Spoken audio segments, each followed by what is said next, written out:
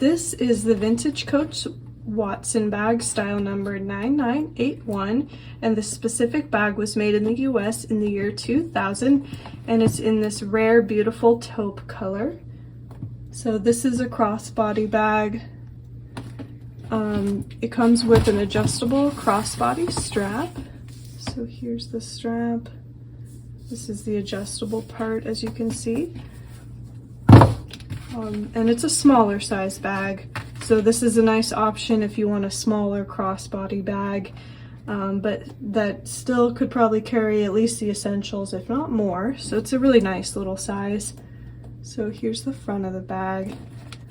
Here's the side. And it does come with the matching two-sided hang tag.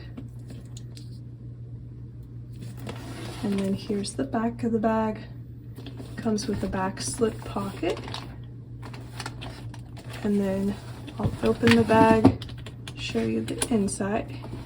Here's what the inside looks like under the front flap. And then when we open it, there is a back zip pocket. So here's the inside. It does come with that zip pocket back there. And then it also, of course, has a Coach Creed so that you can see that the bag is authentic.